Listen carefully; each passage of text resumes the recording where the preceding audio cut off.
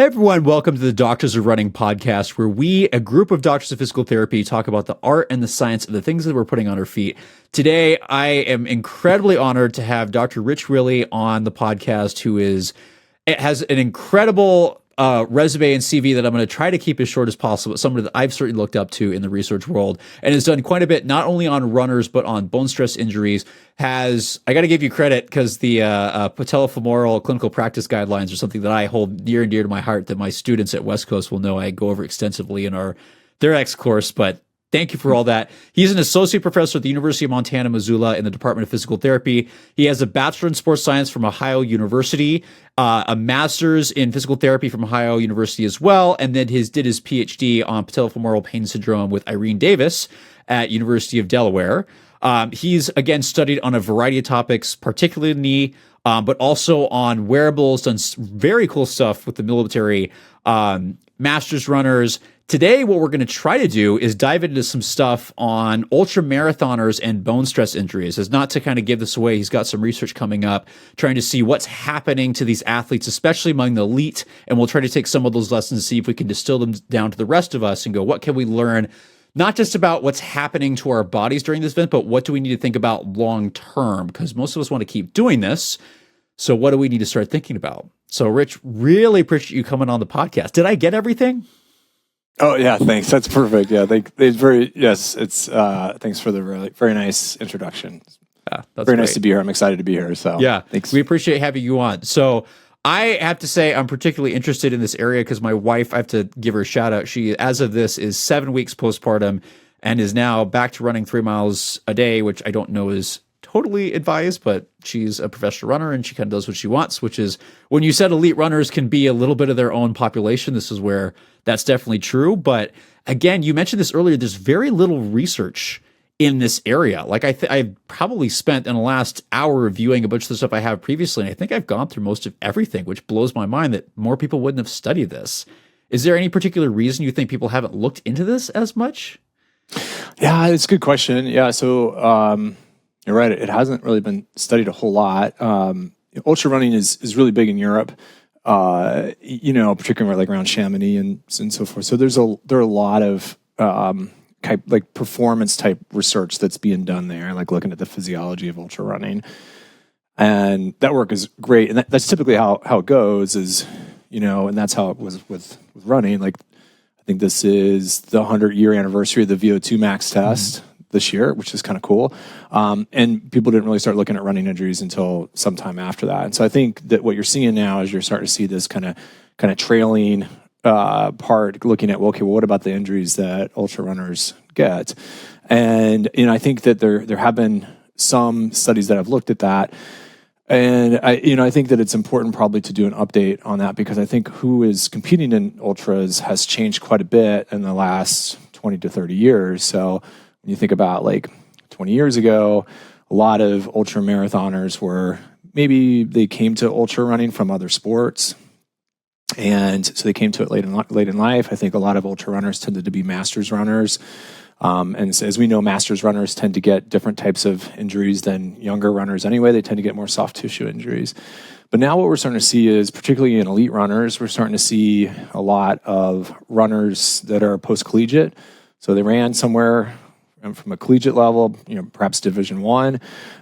They've transitioned over to ultra running, and so now we've got a new breed of ultra runner who is running very fast, who has this really excellent track background, but they're running very, very quickly in both their training runs, but also in these races. They also have the injury history that collegiate runners have as well. We know that that's the number one risk factor if you're going to get an injury in the future is if you've had that injury in the past. So they're bringing that to the sport, and they're running much faster too. So we see that, for instance, Western States, in the last 20 years, the finishing time has come down 2 hours. So we know that when you run faster, bone is more susceptible to very fast running. And so I think that's a big reason why we're starting to see more and more bone stress injuries in the elite ultramarathoner. And that's especially challenging because there's interesting research. Obviously, this group is very dedicated and you got to do a lot of miles. There's some very interesting qualitative studies that have asked, like, hey, if you knew that ultra running was bad for you, would you stop? And I think like 78% said absolutely not. I would keep doing this. And it's not saying it's bad. It says people are going to keep doing this and they're going to keep doing it in large numbers. We are in what's the term I'm looking for? In high volume, a lot of people are going to keep doing it and they're going to continue doing it almost no matter what. So the question is, how do we keep people healthy, which is our subjective question of the day. So wherever you're listening to this, let us know, do you participate in ultra marathons? And if you do, what do you do personally? What extra things do you do to keep yourself healthy? And I feel like from a lot of the patients that I've treated, the answer is nothing but run, which has been the most common thing. Not that I'm judging, because I know a lot of people, and we talk about this all the time, some of the things you might want to consider doing, especially when it comes to strength training, when it comes to other things. But what I'm especially hoping to get out of this conversation is being able to help both clinicians and runners from this conversation understand the why do we talk about that, especially in ultramarathoning. Because I think some of the stereotypes, correct me if I'm wrong, if I'm going the wrong way, is that, you run all the time, so your bone density must be absolutely solid, right? There's going to be completely different injuries from, say, if you're a road runner, which might be true, might not, as you kind of mentioned. And then also you can eat whatever you want. Health is a different thing. You are the ultimate in health. And I think that's my big question starting out is, what does health even mean in ultra marathoning to you when you talk about, when we just get into this topic? Yeah, I mean, I think that's a great question. I think, what draws people to ultra running, I think is probably, a good place to start. And I think, a lot of people maybe came from a road running background and they kind of gravitated towards trail running because perhaps they were burned out on training for marathons or half marathons. And they've really have come to the kind of unstructured nature of ultra marathons. There's no necessarily standard distance. I think, a lot of times we hear about 100Ks or 100 milers.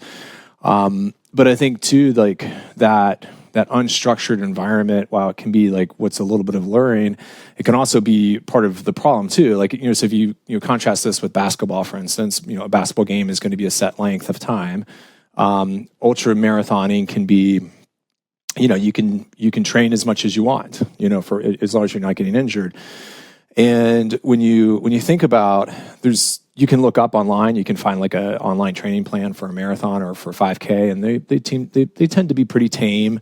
But for ultra marathons, you just can't find that. And so a lot of ultra marathon training tends to be, let's go spend a lot of time in the hills on the weekends, particularly, perhaps doing back-to-back days that are pretty big. And I think that kind of that best practices on how to structure your week and how to structure your season and season after season, so you're coming to your best performance and your best overall health. I don't think that work has been done, and I think that part of that too is just that the nature of ultra runners tends to, I don't know, maybe avoid that kind of structure, and so I think that there's a lot of benefits to that, but I think that there are some things for ultra runners to keep in mind as well when they're training like that, so that they can maintain their overall musculoskeletal health along the way. So it sounds like there's some risks. Again, health kind of gets thrown. You're like, hey, I can, the classic things I've heard is I could just go run how much ever I want. I have to worry, don't worry about. I can eat whatever I want. I can just, classic weekend warrior. Again, a lot of these individuals frequently are masters runners. They've kind of been through their career, or we're now seeing this new group that's much younger that can focus on this all the time.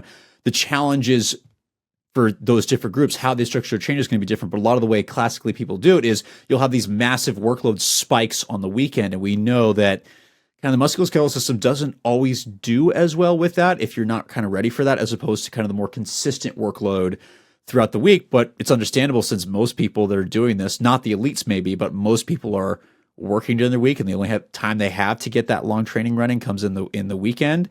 So yeah, it kind of goes against the norm of what we might suggest, as opposed to marathoning. Yeah, you'll frequently have that long run, but there is some level of consistency throughout the week versus go for it. Yeah, exactly. I mean, I think the other part of it too is that when you run on a trail, you're running much slower. And so Right. 1 mile on the trail is going to take longer than 1 mile on the road. And I don't know if trail runners do that calculus in their head. And there also tends to be a lot more elevation gain and loss. And so if you talk to serious ultra runners, not only will they be tracking their weekly mileage or weekly running volume, they'll also be tracking their weekly vertical or vert, so how much vertical gain and loss that they're also experiencing. And so I don't know, I live in Missoula, Montana, and I think that it's probably safe to say that Missoula is a training base for a lot of elite ultra runners. And so one of the things that is pretty typical is I'll hear some of the elite ultra runners that I treat, they come in and they're talking about doing 10, 20, maybe even 30,000 feet of vertical in a week, which is insane. I mean, that's like just so much volume at 30,000 feet. I mean, that's going up and down Mount Everest. And so this is, the training loads are quite a bit different. We see, we're talking about overall bone health and running in and of itself, even though there is some impact involved, running is not a very bone stimulating activity. And in fact, when we look at runners, they tend not to have very good bone health. And they might have regionally higher bone density in certain areas, but they tend towards lower bone density, particularly more proximally. So if you look at the lumbar spine, the pelvis, the femoral neck, they tend to have lower bone densities there when they're looking at like age-matched peers who are not running. Just for some of our listeners are going to know this, some are not. What's the difference between bone density and bone health? I think this is a key point because a lot of runners will assume, I must have great bone density because I run all the time, when that doesn't necessarily mean that's not necessarily true. Yeah, exactly. Well, I think bone density is just one part of bone health. Mm-hmm. When we look at bone health, we're also talking about bone mass as well. So, when we run, or when we actually, like anytime, we're always turning bone over. So we're always slowly breaking bone down and we're replacing it with new bone.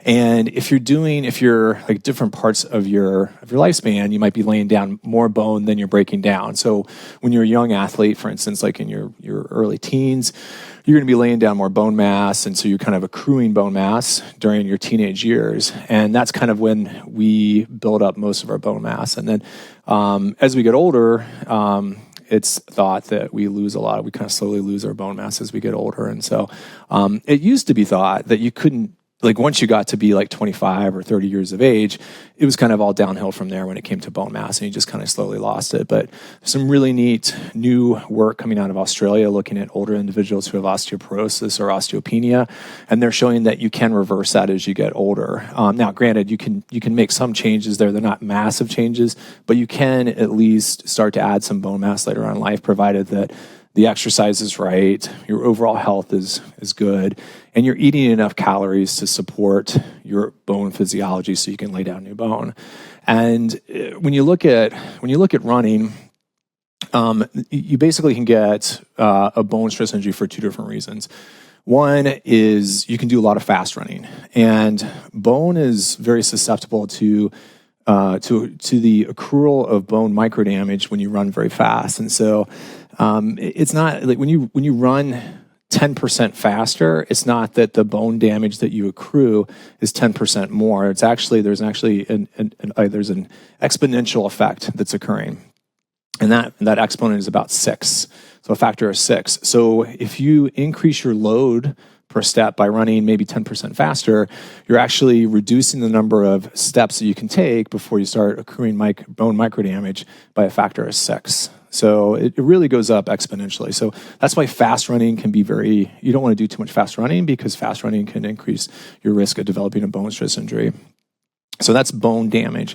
The other side of the spectrum is running is also very energy intensive. So if you're running a lot, so a lot of volume, you're going to be burning a lot of calories. And if you're not replacing those calories, both from a caloric standpoint, but also consuming enough macronutrients and micronutrients, your body is going to start turning inward and pulling those macronutrients and micronutrients from your bones, for instance, to start nourishing your body. And so as a result, you start to lose bone mass over time.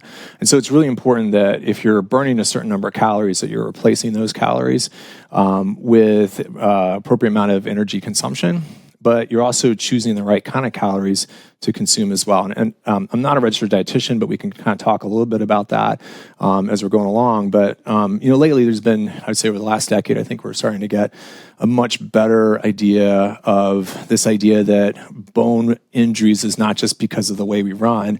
It has much more to do with our overall bone health and our physiology, and our physiology's ability to basically support our musculoskeletal system and repair some of the damage that we're accruing when we go out for just a regular training run.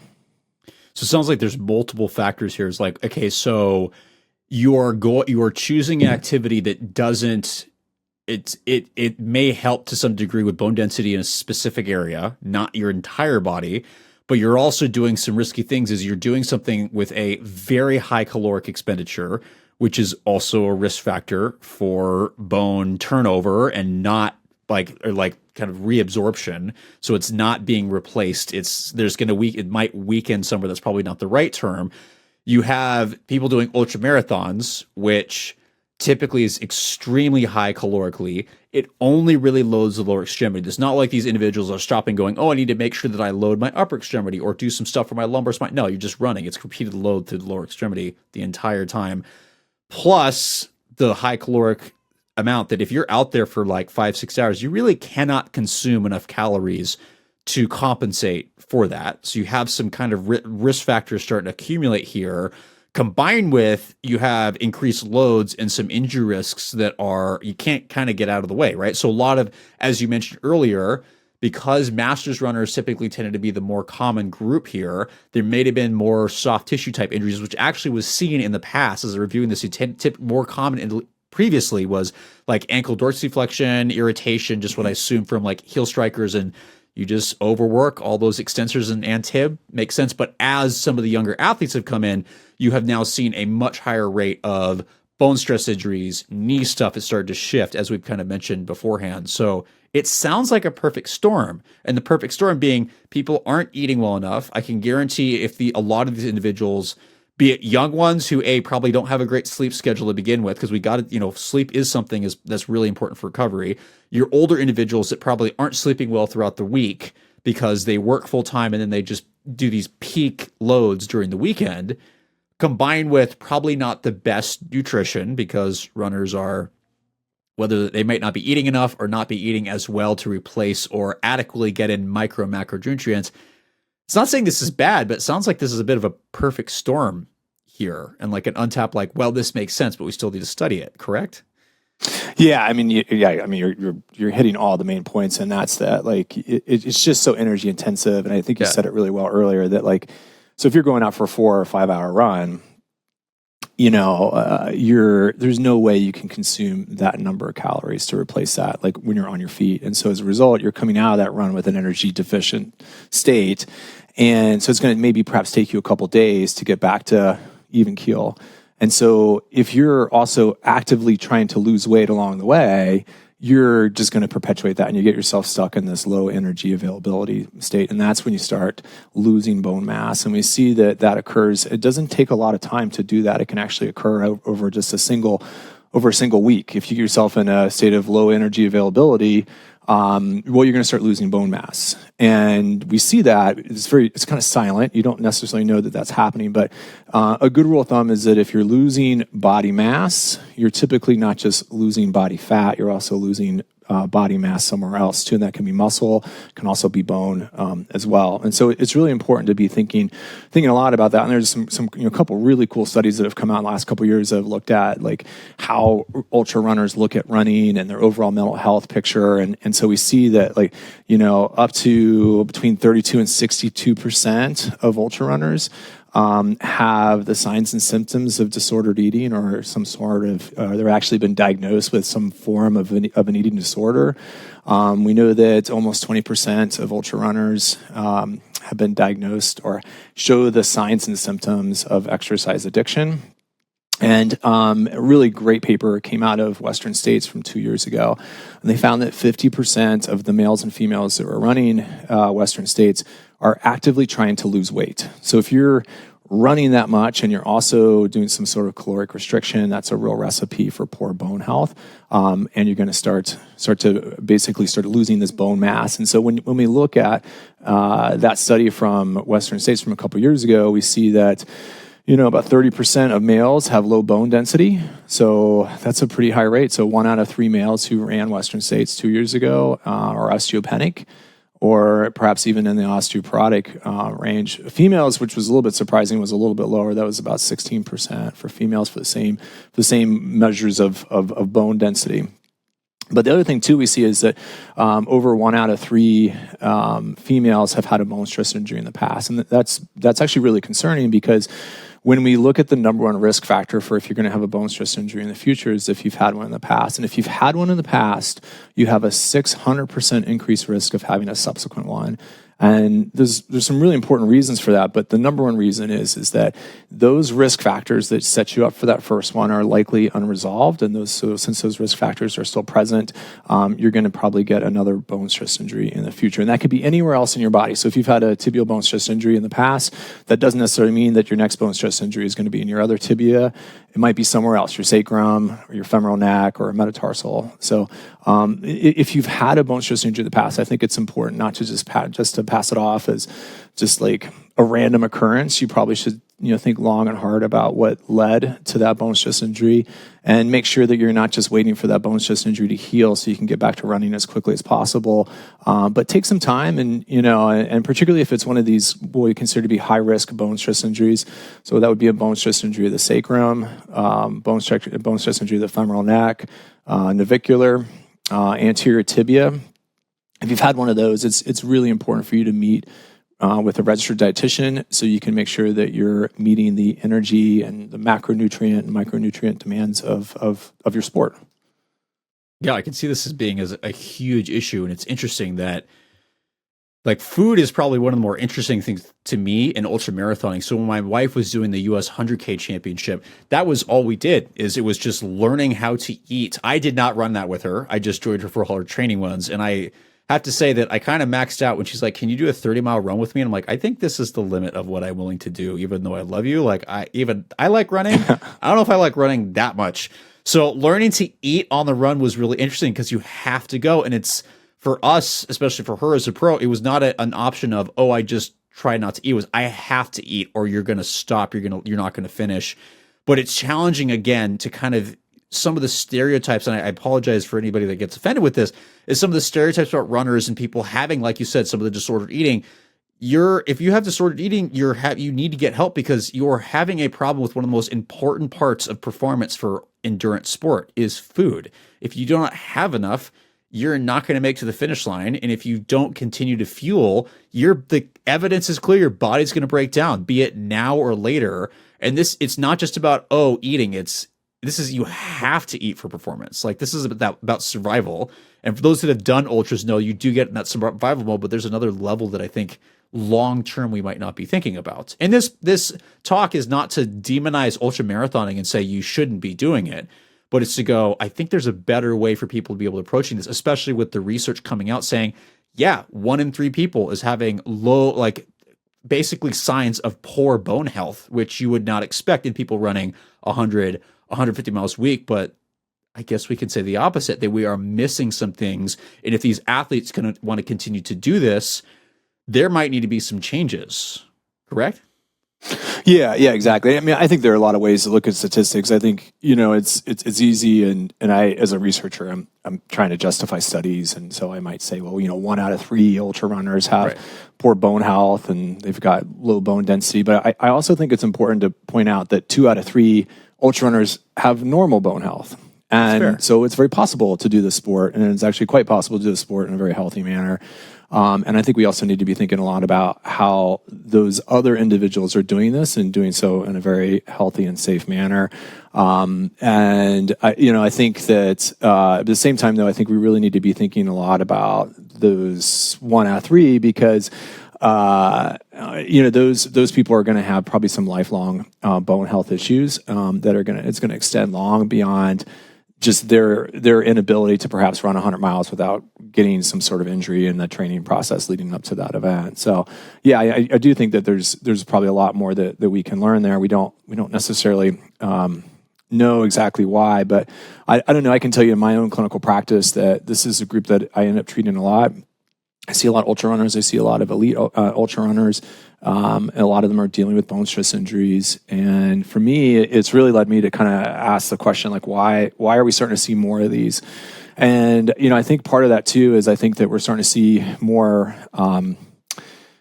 fad diets and more dietary restrictions. And I think too, the average person probably just, I think underfueling is probably unintentional in a good number of people. And we see that in about 50% of people who have some low energy availability status. And so I think it's just really hard to understand like how many calories you truly are burning when you're out running.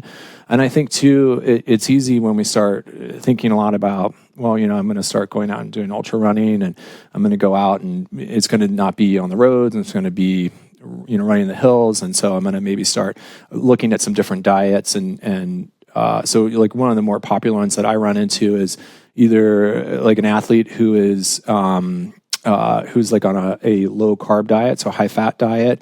And they may be under the idea that, hey, I'm running very slow, and so I'm burning a lot of fat, and because I need to be consuming less carbohydrates, I don't need to be eating as many carbohydrates.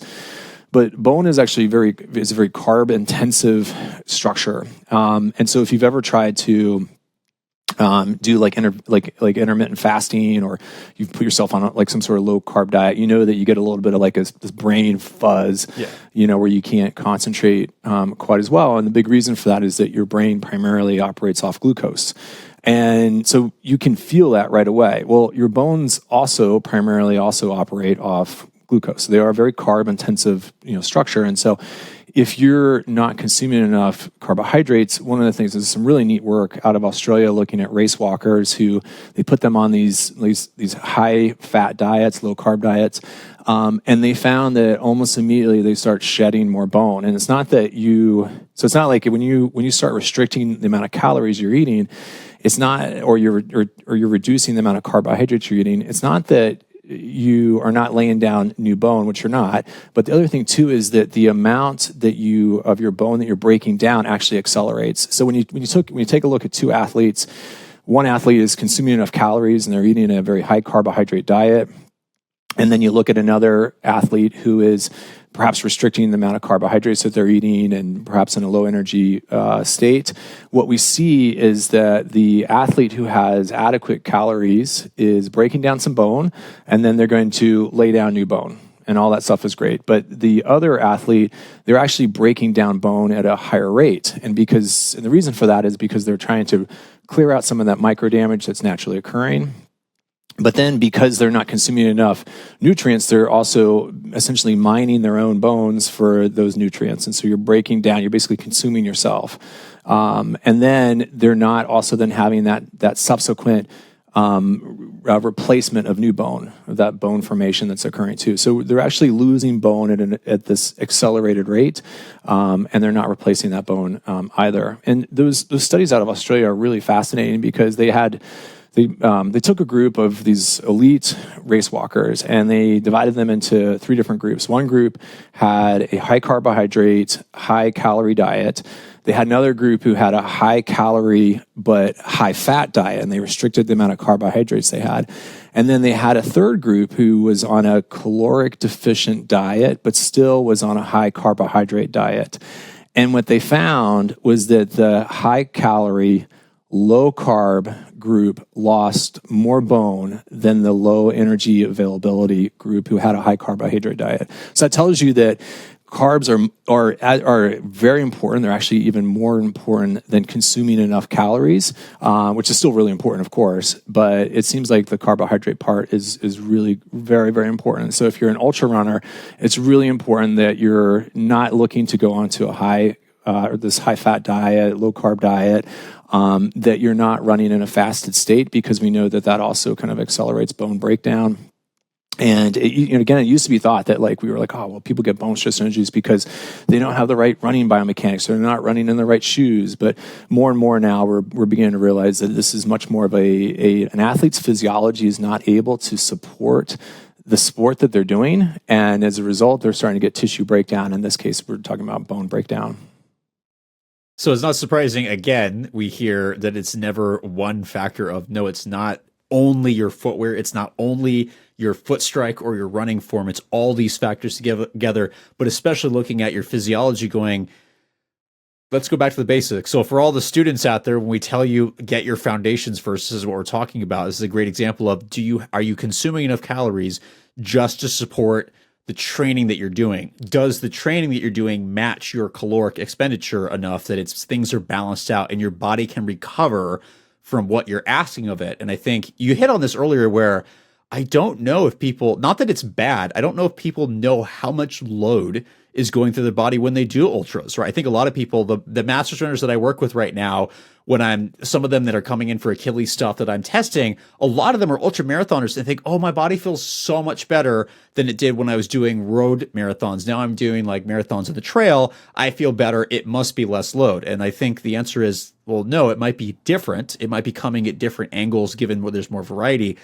but it's not necessarily less. And it's not that, again, if you use only the mile metric, miles take much longer on the trail, and that may not be the best metric. So again, might contribute to people being confused of how much do they really need? And are they eating and training enough that they can recover? And it sounds like for some portion of the population, there's a mismatch there, but not all of them. Because you mentioned we have to be positive a little bit because there is some research suggesting that, yes, in some ultra marathoners, there's a fairly high level of bone turnover initially, but if they're adequately recovering and training and eating, there's actually bone density and health can actually improve over time if they do this correctly. But how to do that correctly is, I think, where the kind of key is. Am I on the right track with that?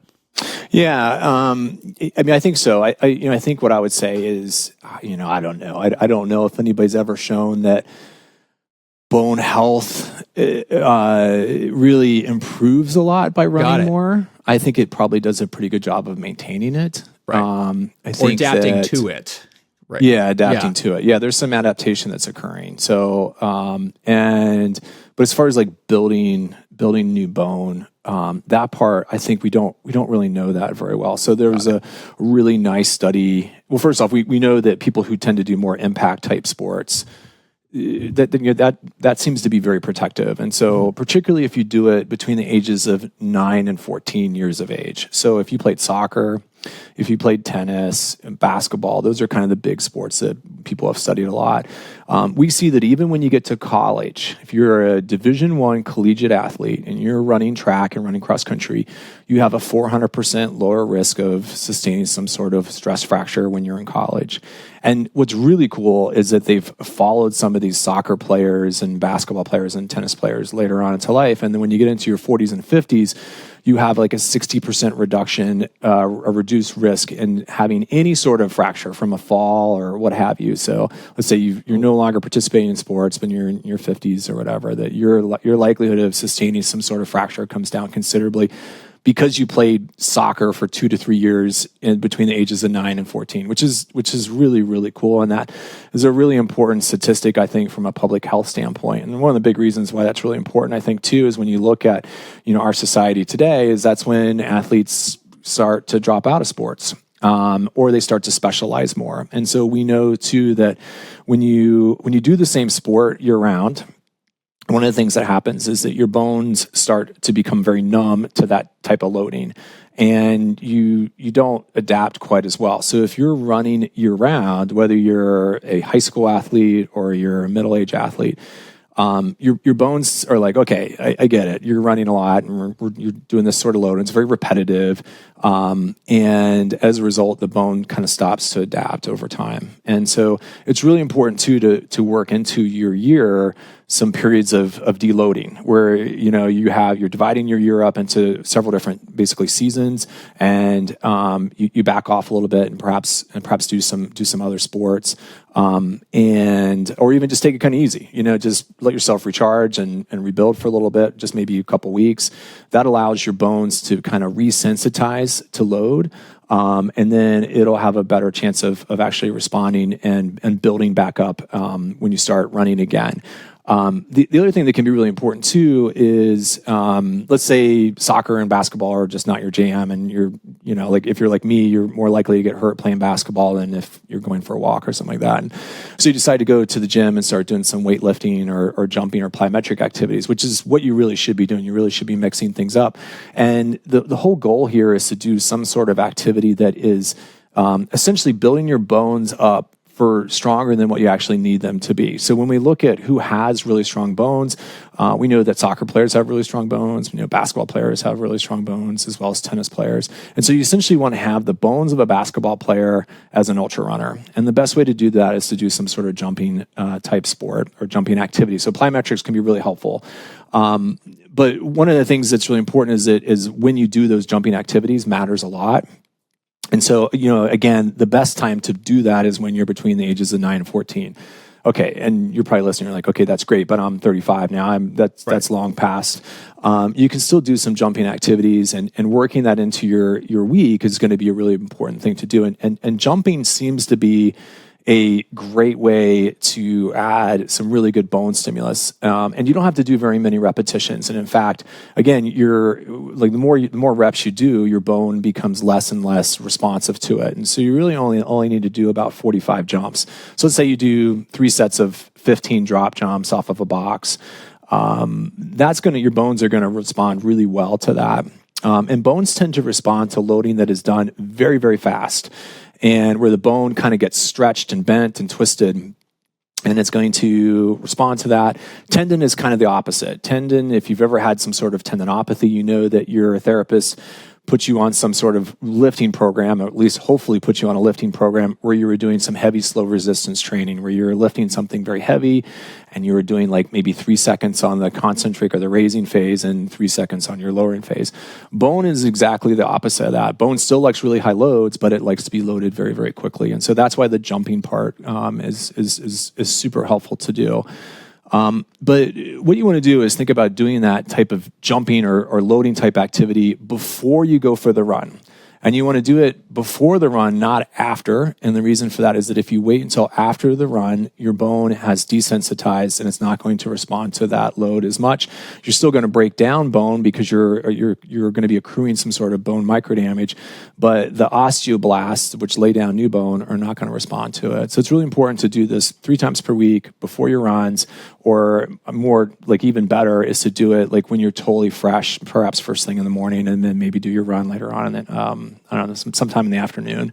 It's gonna be the best way to do that. So, but and I think too, when you're thinking about like targeting different parts of your body, you can do that. So jumps are going to be really good for your foot and ankle and for your tibia, for your lumbar spine. By the time that force from hitting the ground works its way up to your lumbar spine, it's already been kind of dampened by your foot and ankle and your knee, and so you're just not going to get that much load on your lumbar spine. So one of the best exercises you can do is some sort of heavy squat activity. So go to the gym, get into a squat rack, do your lifting with both legs. And the reason why you want to lift with both legs is because you're going to be able to put more weight on your back. And by doing that, you're going to be using more muscles, and the muscles are going to pull on your bones more, and you're going to get a better stimulus to your lumbar spine and your pelvis and your sacrum, which is a very common spot for getting bone stress injuries in ultra runners. And so like runners, they really like doing things in their arm. Like, this is a single leg activity, so I'm going to do a lot of unilateral squats or one-legged squats. But really, the more weight you can lift, the better. And when it comes to bone health, that's always the answer to the question: is how can I lift more weight, and how can I lift more weight faster? And that's going to give you a much more stimulating activity when it comes to overall bone health. So those would be the kind of the ways that I would do this: is doing some sort of jumping activity 3 times per week, do some squats with some heavy weight, And the best way to do that squat is to lower down slowly and then explode upward. So lift that weight as quickly as you can. And again, by doing that, you're going to get the greatest amount of strain on the bone, and the bone is going to then respond and hopefully lay down new bone. And there's been some really great work looking at female athletes when they're in their 20s and having them do these and they only had them do like just fast squats. And just by doing that, they're seeing 3 to 5 to 7% increases in overall bone density, particularly in the lumbar spine and also femoral neck. So that's great. So so what I'm hearing, and I'm going to go in a slightly different direction with this, is I think it's kind of the stereotype we as PTs were always telling runners that, hey, you got to do some kind of strength work, you got to do something. And I'm hoping that this gives our listeners a little bit better background to go, well, this is why you have to do something a little bit different. If you can run, but there's some things you need to do to support your running. Heavier lifting, the stimulus is so different because if you can do something fast or heavy, that's the kind of stimulus that maintains better bone health versus, like you said, that analogy is great and it's going to stick with me forever, is that when you have a repeated stimulus, your bone gets numb to it. And if anything, just stops responding, which is pretty classic for your body. If you do something enough times, a lot of times there's a lot of tissues that go, I don't need to, I can't respond to this anymore. In fact, might start going the opposite way. So it doesn't matter if you're running 100 miles or one, you need to be working on strength training of some kind, be it plyometrics, high level load. And what's funny is, and I have to give Rich, I don't know, you don't know this, but your paper with Max, by the way, on the physiology and changes of the Masters runner, that inspired my dissertation that I'm working on right now. So all the stuff with the calf and Achilles, I didn't tell Rich this beforehand. But it's funny that what I'm seeing in Masters runners actually mimics this, but for different reasons, is that as Masters runners, which again is a large population for ultramarathon, as we get older, we start losing muscle mass, we start losing more strength than we lose muscle mass, and then we start losing more power than we lose strength. So it's interesting that what you're saying for bone is mirroring some of the changes that we see, that runners don't do a good job of maintaining muscle mass, strength, or power. And so not just from a bone standpoint, but from a musculoskeletal standpoint, if you want to talk about longevity in your sport, I think these things aren't negotiable, that at least 2 to 3 times a week, you've got to be doing something. It doesn't have to be fancy. It can be fast drop squats. It can be a heavy squat, or like, correct me if I'm wrong, would a heavy deadlift load, probably load the spine similar? Yeah, exactly. Yeah, exactly. And you want to do that bilaterally. So you keep both. Yeah, don't do a single leg remaining deadlift. Do a bilateral deadlift. Hex bar deadlift is going to be a great way to do that. Right. Exactly. So you don't have to worry about balance problems, right? This is something you just load it up really heavy, and you don't do 3 sets of 10. My students make fun of me for kind of trying to get them off the like 3 sets of 10 for everything. Lower reps with higher weight or higher intensity is what really creates the stimulus. Not that there's anything wrong with 3 sets of 10, but that is just a different stimulus that we're not discussing right now. It has its place, but it's funny how it's mirroring this. And there's so many things, like if you're a runner, whether you're mile or especially if you're ultramarathoner, these are things you should do. You should have a heavier weight. You should be moving a little quicker because you're not getting that on your run. And if you want to talk about health and your overall function, these are the things that you're missing that you need to make sure you have, in addition to nutrition, sleep, and all those other components to keeping some kind of balance in a very unbalanced sport. Right. Yeah. And I think one of the things that's important, though, for the ultra runner in particular to think about, and this also goes for any sort of elite athlete. So if you're a high school athlete who's a really good cross country runner, you're running relatively high volume as a high school runner, don't forget you're also growing a lot at the same time. You're still going through a lot of physical maturation. So you have to consider that from your overall energy demands. And when you look at the college runner, but then also for the ultra runner, these are people that they're burning a lot of calories, so their overall total energy expenditure is very high. And as a result, you really want to focus in on what is your minimally effective dose. In other words, you don't want to go to the weight room and spend a lot of time there. Your goal is to get in and get out as quickly as possible, make your program as efficient as possible. And so you're not spending a lot of time doing other activities, because when you're doing other activities, you're burning more calories, and that could potentially be digging a bigger hole for you. And so, again, I think if you're thinking about, let's just say like your 3 sets of 10 example, it is much better to do 1 set of 10 3 times per day rather than 3 sets of 10 all in one workout. And the reason for that, again, is because you start to lose sensitivity of the bone the more reps that you do. With that said, you don't, as a runner, you're not going to have the ability to do 1 set of 10, 3 times per day. So the thing to do is go in and make that 1 set count. Make it very heavy. Of course, do an appropriate warm up, and then get out of there and don't mess around. When it comes to lifts, you want to do some compound lifts, and I think that doing some sort of, a lot of runners have very tight hamstrings. So doing like a trap bar deadlift, I think, is a great exercise to do. Doing like some sort of weighted back squat, I think, is another good alternative to that. But if I had to if I had to put together like a minimally effective dose for an athlete, for an ultra runner, I would say get into go in there and do some sort of heavy calf raises on a Smith machine. And the reason why you want to do it on a Smith machine is because then you don't have to worry about balancing, and you can put more weight on yourself. And so you've got this weight on you.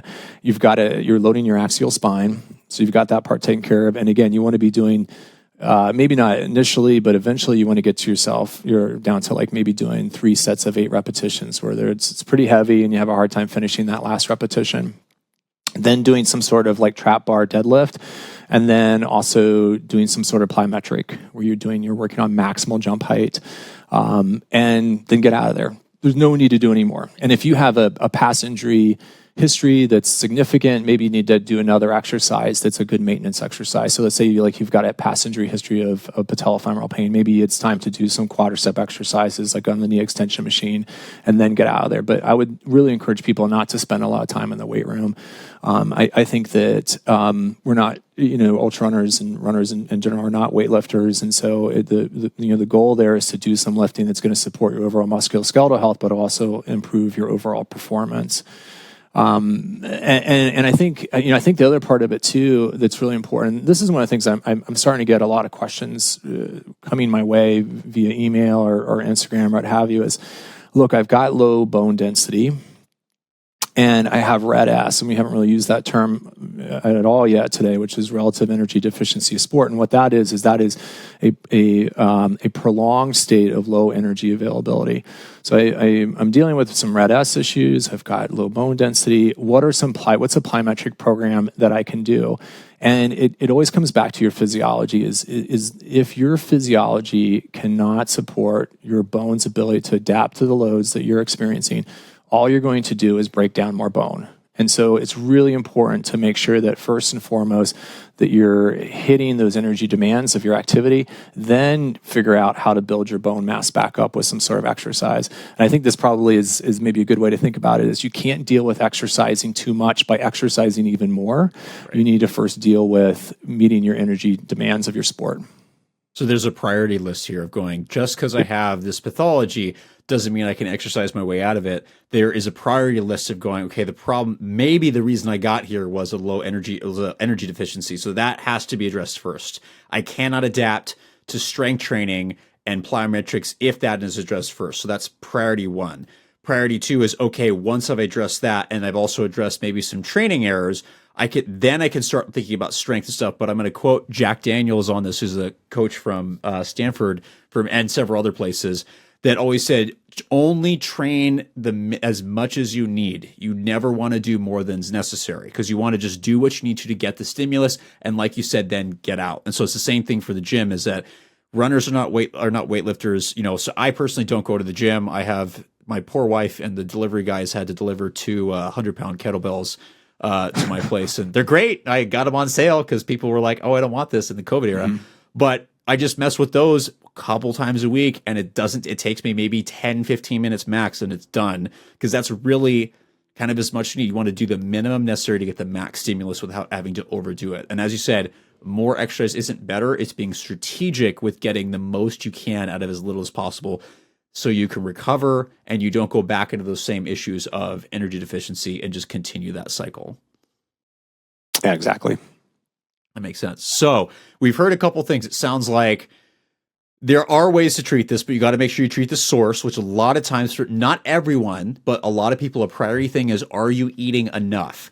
Once you've gotten that, so eating enough calories, recognizing that your body essentially goes numb to excessive stimulus, like ultramarathon, like running, stuff like that. Once you've addressed those issues, it would be helpful, be it a master's runner or younger runner, ultramarathoner, any runner really, to start thinking about doing some faster strength plyometric stuff, but less is more, right? 3 sets of 10, 20, whatever. It's get in and get out, right? Higher load, less reps, less sets, get the stimulus you need and move on.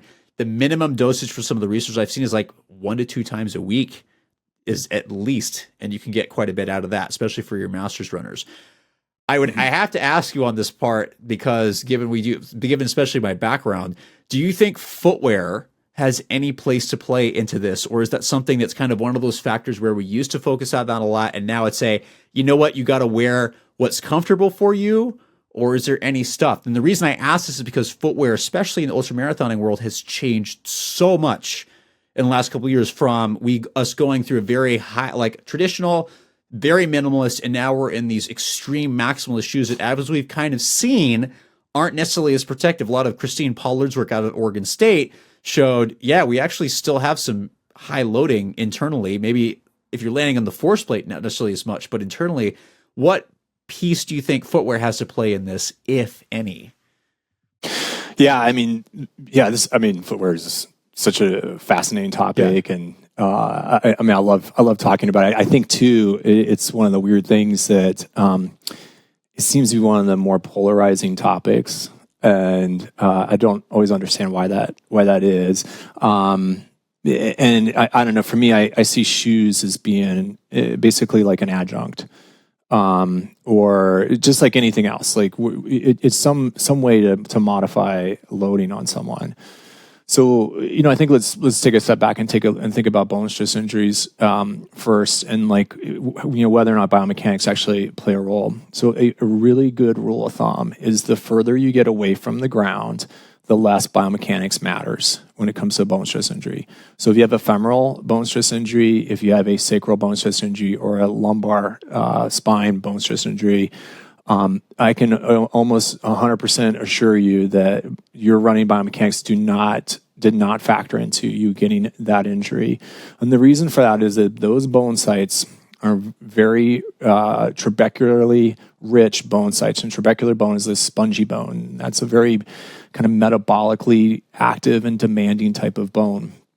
And so when you're restricting your calories, or you're burning more calories than you're consuming, that's the first place that you start to see this. And so sometimes I'll see runners who will go get a bone density examination, and they'll come in, they'll be like, well, look, I have low bone density in my lumbar spine, but my femur looks pretty good. But it actually starts in your lumbar spine. That's where you start losing your bone density when you're in this low energy availability state for a long period of time, which is this red S that we're starting to hear more and more about. And clinicians should be really familiar with how to screen for that. And we can come back to that later. But back to your question as far as shoes go. So the closer you get to the ground, the more your running biomechanics are probably going to matter. That doesn't mean that that red S is not an issue when we talk about distal bone stress injuries. It certainly is, but we still need to take a good look at our runners' biomechanics when it comes to foot and ankle and lower leg bone stress injuries. So when we look at those, I think it's worth first thinking about, well, what creates extra load on a bone?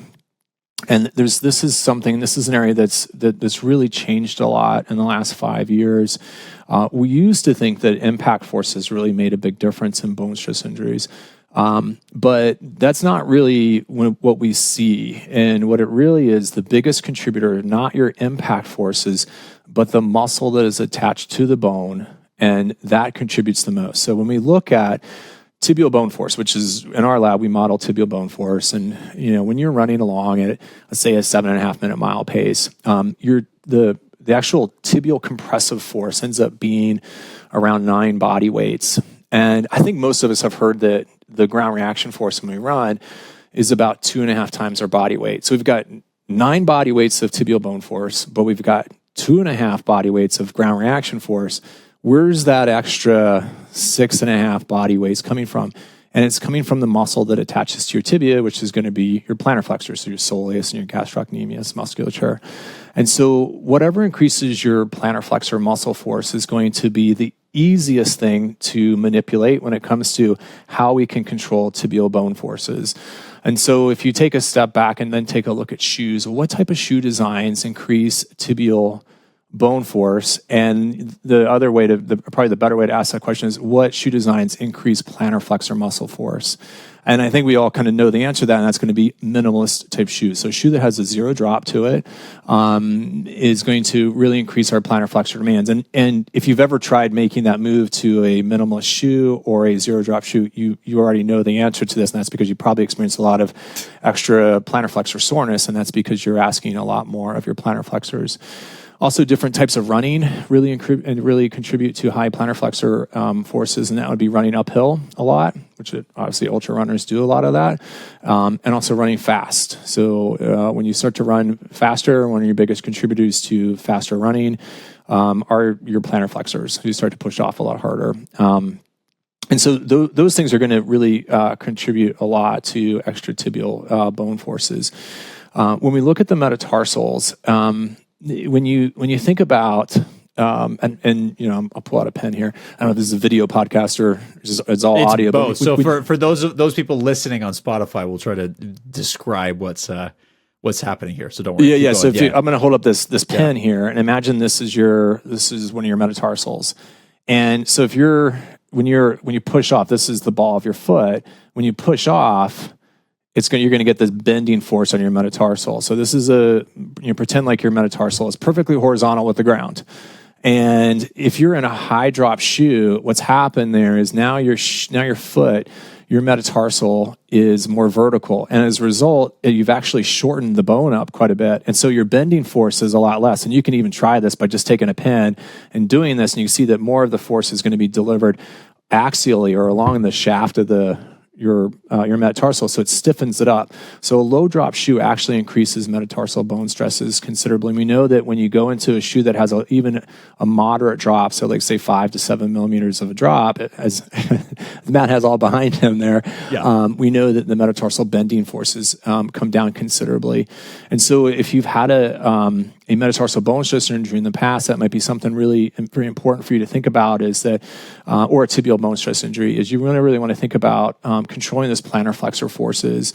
And one of the easiest ways to do that is with a higher drop shoe. Now, if you're trail running, a high drop shoe doesn't necessarily make a lot of sense, because when you start to run downhill, your ankle is less stable. And so that's one of the reasons why when you see trail running shoes, their drop tends to be much more in the moderate range. They tend to be, this 5 to 8 millimeters of drop, because you're not pitched forward so much when you're running downhill where you feel unstable. But at the same time, when you're running uphill, it's a little bit easier on your plantar flexors. And so they tend to be a much more moderate level of a shoe.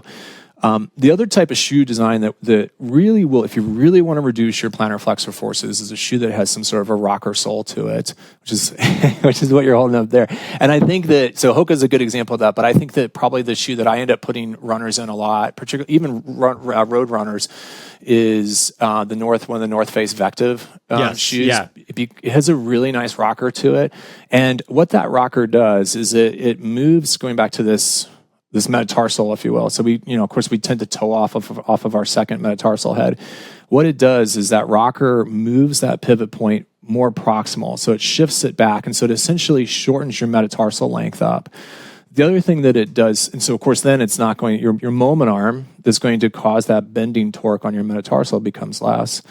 The other thing that rocker does is that it moves that pivot point closer to your ankle joint center. And then because of that, your demand on your plantar flexors reduces by about 15%. Now, if we go back to what I said earlier, that for every 1% that you reduce your plantar flexor forces, or your load, which is going to reduce your load on your bone by about 1% as well, you're increasing the distance that you can run by a factor of 6 before you start accruing bone microdamage. So for every 1% that you're reducing your plantar flexor loads, you're reducing the load or the damage that you're going to accrue in your tibia by 6%. And so very small changes in plantar flexor forces result in very large reductions and the overall bone damage that you might be accruing. And that's one of the reasons why doing something as simple as increasing your running cadence, for instance, is while it doesn't reduce your load per step by a whole bunch, it reduces the amount of damage that you're accruing. There's a big difference between biomechanical load and actual tissue damage. And so a 10% reduction in load per step increases the number of steps that you can take before you start getting breakdown of bone or tendon by almost 50%. So we see this exponential effect that's occurring there. And the same thing happens with shoes as well. So if you've had a metatarsal bone stress injury or you've had a tibial bone stress injury, and perhaps you got that as a competitive runner, you might be sitting there thinking, oh, wait a minute, now this is kind of starting to make sense, and hopefully it is, that a lot of times we see those injuries when people start running in racing flats a lot or start making that transition to track spikes, because again, those shoes tend to have very little drop to them. And there's been some really neat work done by a colleague of mine. We've written a couple papers together now, Brent Edwards. He's at the University of Calgary, and he's looked at different shoe designs and how that increases the probability of sustaining a tibial bone stress injury or a metatarsal bone stress injury. So if I had an athlete who came in who'd had a history of metatarsal bone stress injuries or tibial bone stress injury, the shoe that I would probably recommend them to go into is a shoe that probably has some sort of a rocker sole to them. I would definitely try to steer them away from a zero drop shoe, because again, that's going to really increase loads in that region. So you might be saying to yourself, well, wait a minute, if I just spend a lot of time and I transition into the zero drop shoe, I'll be able to adapt. And you're right, partially, and that's that your muscles will adapt quite well, your tendons will adapt as well. But remember, bone doesn't adapt as quickly, and there's also probably a ceiling on how much your bones can adapt, as like once you get outside of your teenage years. And so, I'm not saying that minimal shoes are necessarily I would never say that like this is a bad shoe and this is a good shoe, but I would say that there are some shoes that are probably better choices for some runners than others. Do you mind if I challenge you on something? Go for it. So I hear you, right? And that makes sense that if you're having injuries in this area and the metatarsals in the tibia, that perhaps a minimalist shoe might not work best for you. I'm coming this, by the way, that I think shoes are tools, and each human being is going to find something that's completely different for them. And there's no such thing as a best shoe, even for each individual. It's just different tools for different opportunities. If we start switching people that, again, as you mentioned, this is assuming we've addressed all the other things we've talked about. A rocker shoe doesn't necessarily get rid of forces, it just changes them. And force isn't the right term for this right now. It changes the workload, because while the plantar flexors don't have to work as much, your knee, your hip, hamstrings, quads, those areas have to work more. And you mentioned one of the things that creates a lot of tensile load on the bones is actually the muscle contraction. So while you're having to contract muscles less at the foot and ankle, you are having to do it more at the hip and femur. So are we just shifting loads for people when we still need to make sure, this is kind of obvious, but like it's the same concept of changing mileage or the exercise part, if they still have a energy like a deficit, going to a rocker shoe isn't going to solve this, because you're just shifting load into a new area that now has an equal risk of some kind of bone stress injury. Is that true, or am I missing something? Yeah, I mean, well, of course, what you're saying is 100% accurate, that we don't really, as long as you don't change your running speed or you don't change your cadence, all you're doing is you're just moving load around. So whether you're put a heel drop or heel lift in someone's shoe, or if you put someone in a high drop shoe, of course, it's going to shift more loads up to the knee. Put them in a zero drop shoe, it's going to shift more loads down to the plantar flexors. Yeah. And yeah, I mean, I think that's pretty well established. Now, how much does that increase your your knee loads if you go into a higher drop shoe? I would say it's not a 1-to-1 ratio there. I would say that like 1% loss of lower load at the foot and ankle doesn't necessarily mean a 1% gain up there. And that, of course, that's because we have moment arms, and the moment arms are different when it comes to muscles. And so it's not quite as simple and as straightforward as that. But with that said, we do know with a rocker sole shoe, a higher drop shoe, we do see some higher knee loads as well. If you've never had a knee injury before, that's not a problem. Right. And I think that works. I would say though too, I think it's really important for people to run in the shoe that's most comfortable for them and that's going to fit well for them. And for me, that's what I always start with. Now, when I have an athlete who's coming back from an injury, we spend a lot of time thinking a lot about being very smart with footwear, because I think that can really be a really important adjunct to improving one's ability to get back to running in a very seamless manner, and hopefully not have any hiccups along the way. But once we get past that, then I let them kind of go back to their shoes. So I tend to be very agnostic. I think I hope I'm coming off as agnostic. Right. I try to think about that when it comes to shoes, and I would agree. I look at them only as a tool. When we look more proximally, it's not the muscle forces that have been really thought to relate to bone stress injuries proximally. It's Apologize much more. if I misinterpreted that. Sorry. Yeah, no, it's much more proximally. It's what causes those bone stress injuries. Really tends to be much more of some sort of an energy deficiency.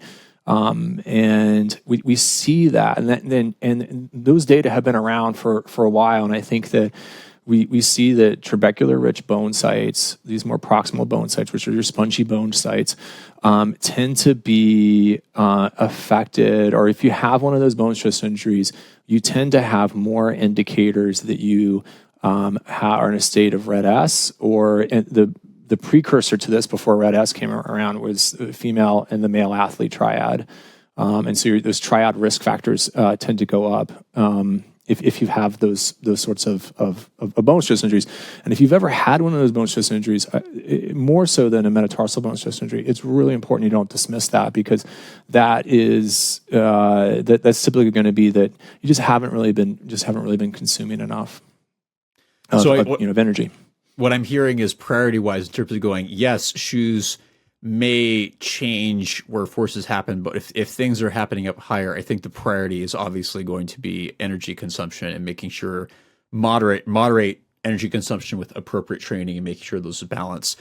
We are not on our priority list as concerned of, if you put on a really rockered shoe, I am not worried now about shifting a stress fracture or a fracture from my metatarsals now up to my femoral neck. That's not how this is going to work. It's not that straightforward.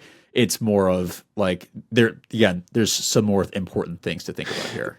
Yeah, and I think it's really important too to think about injuries, not just bone stress injuries, but any injury, and what we call some sort of a causal framework. And that is that these injuries are multifactorial, and that when you change one variable, it changes other things. And it's not just like, well, I got these shoes and I got this injury. And so, you can see people continuing to fall for that error of like trying to put the blame on one thing, and it really isn't like that. And so the most recent example are like the super shoes. So there's the editorials in British Journal of Sports Medicine recently that said, hey, like we're starting to see more midfoot bone stress injuries. Navicular, metatarsal. Navicular, exactly, with people who are running in super shoes.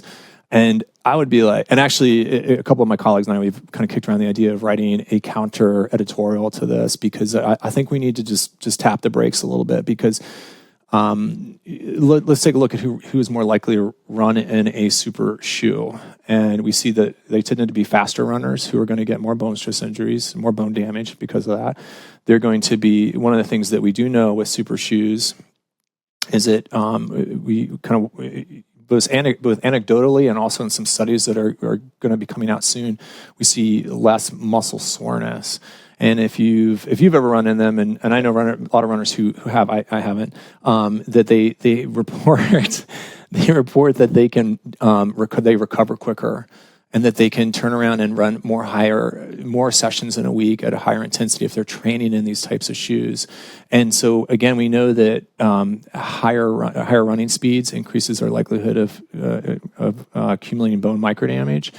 And then the other thing too is, if you're the type of runner who is looking for that 1% that you're going to be running, you're going to be actually training in a shoe that was originally designed to be done as used only in a race.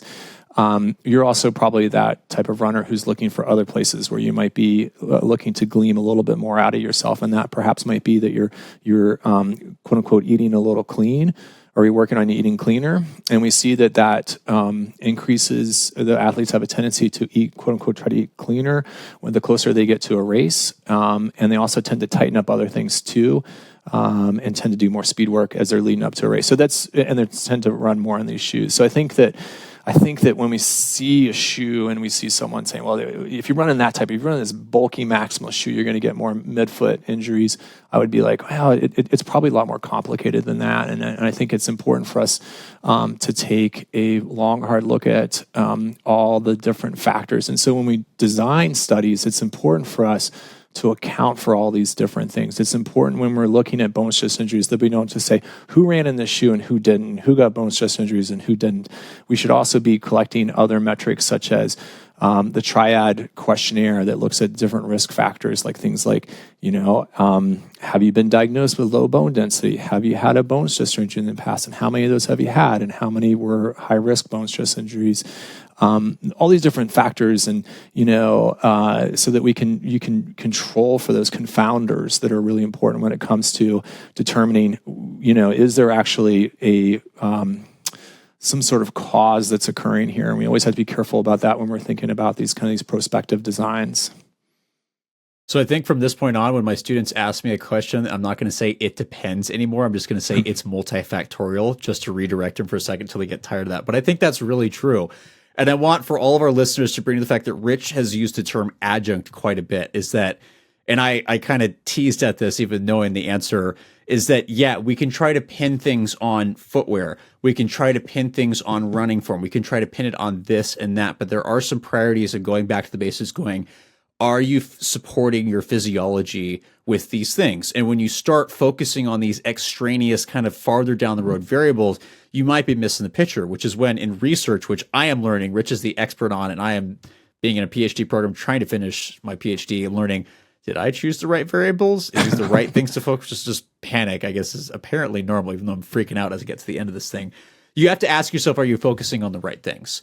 And I think shoes have a place, and they have some very big complexity, especially with, I might have to get your address and get you in a pair of the super shoes if you haven't tried a pair. So we might have to change that. I'm embarrassed I haven't run in them yet, but no, it's fine. We might have to change that, but there's still a lot we don't know in terms of what's actually happening. Are we reducing forces? Why are people less sore? There's some very good theories, some good researchers that are working on this right now to try to figure this out, but we don't know yet.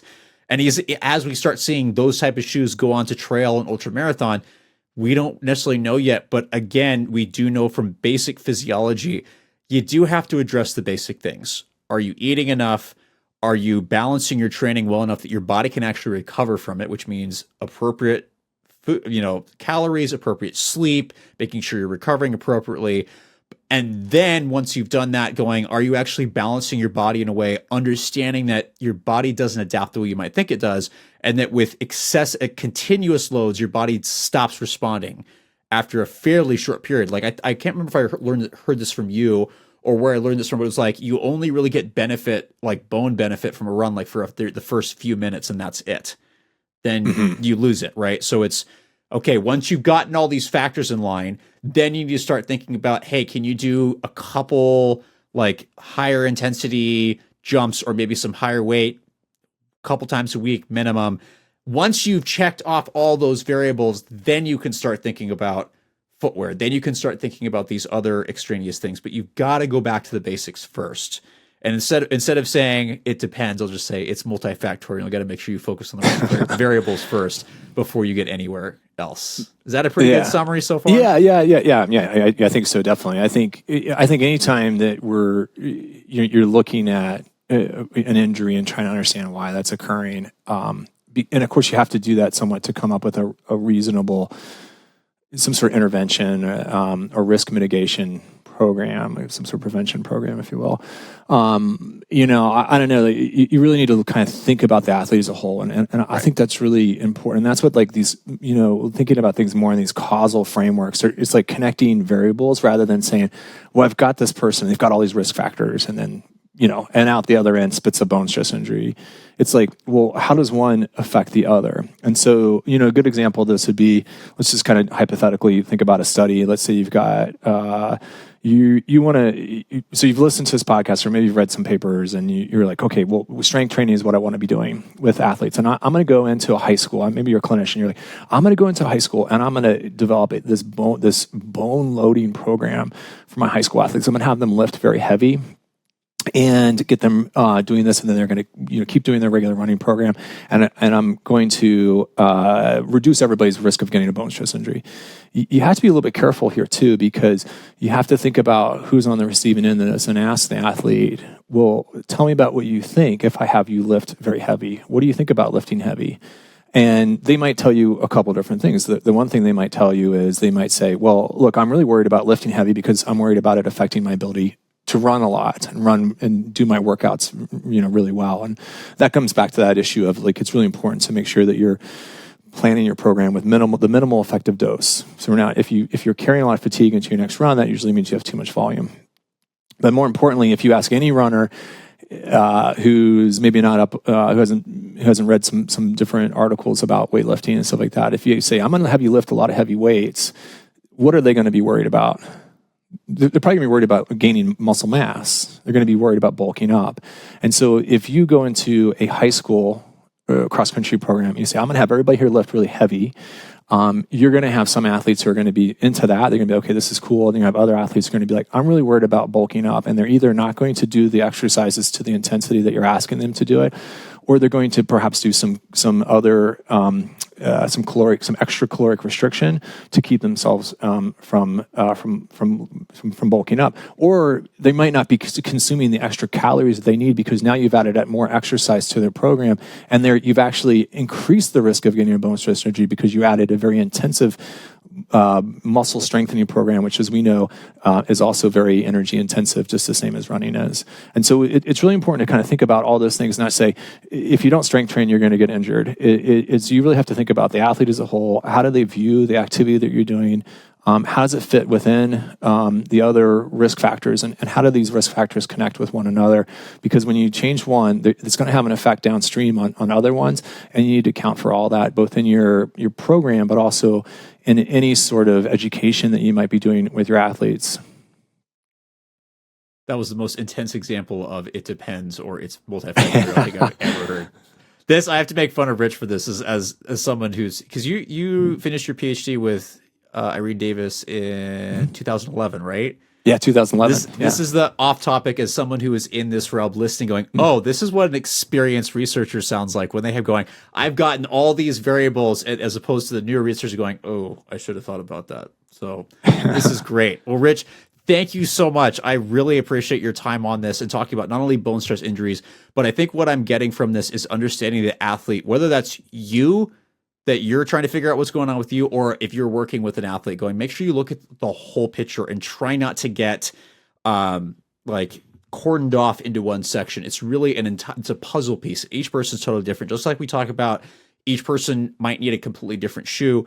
We all have different needs. There are some basic physiological principles that you do have to pay attention to, especially when it comes to bone stress injuries, but make sure you're looking at the whole individual, not just trying to pin out one little thing. So we really appreciate that. I do want to give Rich a shout out. If you have not followed him on social media, if you're not following the Montana Run Lab, you definitely should, because they're always dropping stuff. And I hear, if you haven't already, correct me if I'm wrong, you have a course coming up that anybody who wants to learn more can we do. Get more from you. Yeah, we do. We have an online course coming up soon, and we're going to be in New York City. I'm going to be teaching in New York City at the end of May. So we're just kind of working on ironing out those details. But I do some in-person courses, but most of them trying to get a lot of this online, and so people can access it whenever they want. Got it. So yeah, if you go to University of Montana Running Lab, it's great website, very well done. I will say there's online courses right there. If you have not taken it, if there's something you're interested, I would highly encourage it. Is there any other social media or online places you would suggest that people can find you to be able to either ask questions or learn more? No, I think that's the best place to go. So you can, if you have some specific questions, you're welcome to email me at rich.willy, WILLY, at umontana.edu. And make sure you mention this podcast, and I'll get back to you. Awesome. Rich, thank you. We really appreciate your time. And again, listeners, you can always find us in a variety of places, be it on Instagram, Spotify, YouTube, all the usual classic places. Bach, as always, does a wonderful job of keeping up LinkedIn, so that's another great place you can find us. And as always, if you have questions, please let us know at doctorsrunning@gmail.com.